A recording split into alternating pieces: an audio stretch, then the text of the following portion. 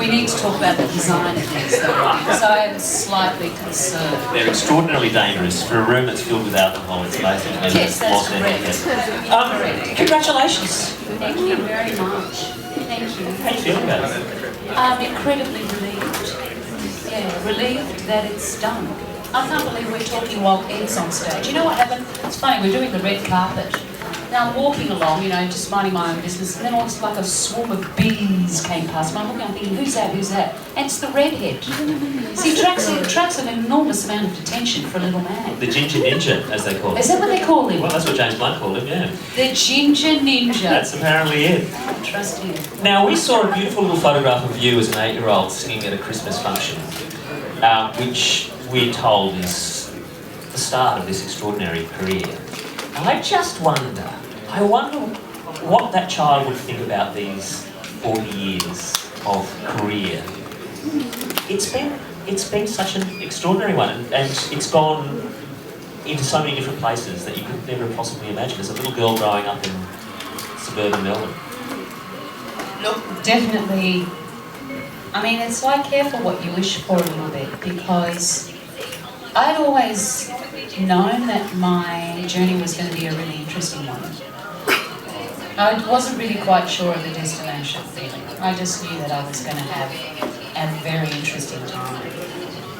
Did you always know you were going to be that kind of person? Because you looked very confident on Young Talent Time. As that child, there was a presence about who you were and what you were doing. Was it always there? I think so. I think they call that precocious. Yeah, they do. In France, they call it des précoces, des enfants précoces. Yeah, I must have been. I actually asked my mother one day, I said to her, well, one day, I think I've asked her a few times, I said, Mum, what was I like? And she said, you were a pain in the ass. I was like, great.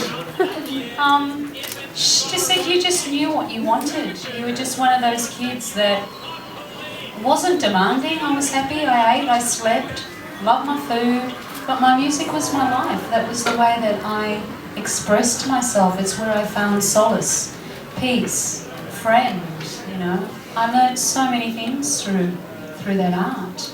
That said, people talk about life in the public gaze as a child and the difficulties that come with that. The privileges, but also the pressures, the way that other children treat you in some ways.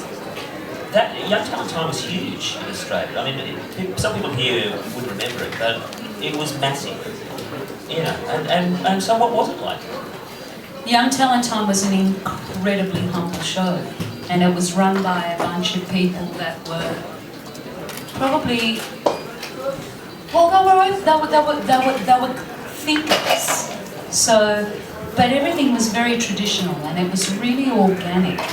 And we didn't have the elements of social media, we didn't have any of that, so we were spoken to, and things that we needed to know, we learnt, and if there are things that we didn't need to know, they just didn't need to tell us, and we wouldn't find out, whereas today, you would absolutely have to inform everybody on anything, because one way or another, they are going to find out. So there was so much more that you were in control of, as opposed to where we are today, where there is no control. Paris, France is such a big part of your life, and of course it's been in the news for all the wrong reasons in the last few weeks. Yeah. Can I just ask you for a few reflections on that? Sure. Well, it's one of those things that we've seen coming for a long time. It's something that I've spoken about for the last 4 or 5 years, and it's a time bomb. In what way? Well, you can just sense it. You can sense an energy in the place very, very quickly changing, and it's been changing for a while. And, I think that people are I think there's a big problem that we do have in the world, is because we've let so much water go under the bridge, everybody is constantly hanging on to being politically correct, and in actual fact, being politically correct has not really got us anywhere. It's a very, very complicated subject. The complexities of it definitely far outweigh any immediate solutions. I think there has been an enormous amount of a lax attitude and great nonchalance, and also, what I will say, a lack of philosophical understanding. I think that's the greatest disappointment for me, because we clearly do not all think the same way. When you return to Paris, what will be your sense to be back there after that's happened? Will it have changed? Yeah, it's already changed. People are not the same. People are frightened. People are frightened of the future, and I guess they've exceeded their objectives, haven't they? Putting the world on their knees and playing with people's states of minds. I think that's the jugular, and it's there. People's states of minds are definitely thrown off balance. So, as an outsider, but who also is who understands that cultural fibre, I get a double whammy, because I have the capacity of being able to go in, see, but then be able to zoom out. So I do watch my friends, I'm watching them very closely behind them. Okay, on to brighter things. Congratulations for tonight. It's really a wonderful reflection of an incredible career that's gone in so many different places. Over 10 million albums that are sold around the world. There are so many people who have fallen in love with your music at many different stages of your career as well. That's what is so wonderful about tonight, I think. It's a reflection of all those different layers, I think. Are there any questions before I let Tina Arena go tonight? Yes, can we get a question from the back? I will come to you. Question at the back. Congratulations on the induction. Thank you so much. In your speech, you did mention women in the music industry. Yeah. Are there any women in particular you think would be suited to a Hall of Fame in the near future? I'd have to think about that. I mean, it's not something that I could answer you immediately off the cuff. That takes a little bit of, you've got to go through somebody's journey and be able to sort of.